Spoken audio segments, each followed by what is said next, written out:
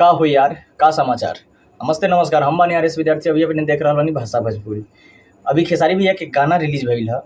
मतलब कि गाना सुनला के बाद ऐसा लागता कि हम बोलबम के गाना ना बल्कि कोनो ऑर्केस्ट्रा के गाना सुन लेनी है। बुची सुना, बुची बंद करो, हाथ जोड़ के मैं मोदी साहब से गुजारिश करता हूँ। मतलब ऐसा वर्ड के प्रयोग करल गेल बा ये गाना में, जौन की ऑर्केस्ट्रा वाला गाना में भी सुने के बहुत कम मिलल है सुने के हर वर्ड मिलल है, लेकिन बूची वाला वर्ड तो कम मिलल है। लेकिन बोलबम के गाना में बूची, समझ तारा बात के। आई गाना बा कि एगो पहिलका मतलब कि लोटा यार लाबा आ दूसरका लोटा भातार लाबा।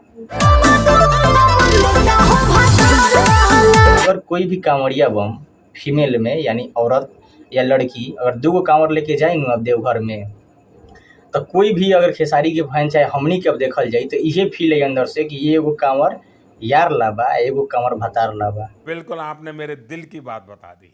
समझ में आता गाना के उद्देश्य का बाटे भोजपुरी में।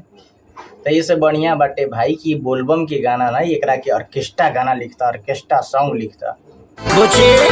मतलब कि हम नहीं कहत भैया, जे खेसारी भैया के सपोर्टर हम खुद बानी और सब लोग खेसारी भैया के सपोर्टर बाटे। भोजपुरी में सब लोग धर्मोधर मानल है भाई। खेसारी भैया एगो ब्रांड बरन, सब लोग उनसे सीखल है कुछ।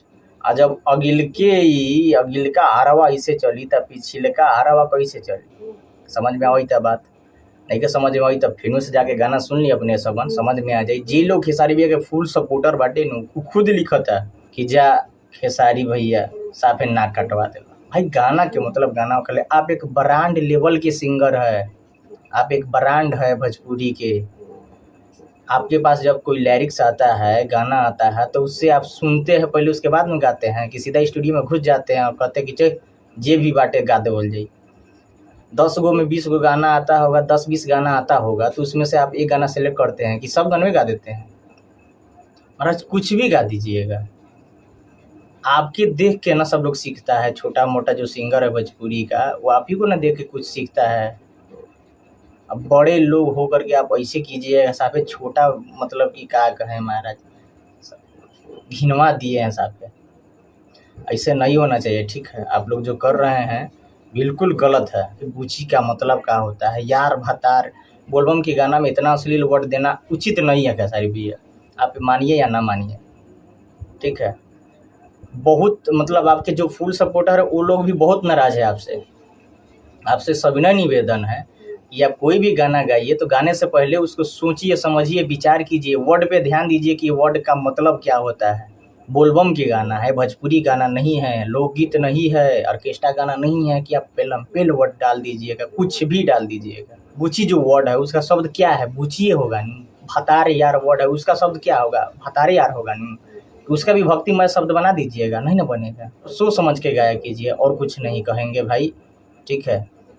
अब जो गाए हैं आपको पता है, ऐसा भी हो सकता है कि आप विवाद कराने के लिए गाए होंगे ताकि मतलब कि हाईलाइट हो जाए, गाना खूब बज जाए, तो गाना तो व्यू जाबे करेगा क्योंकि आप स्टार हैं।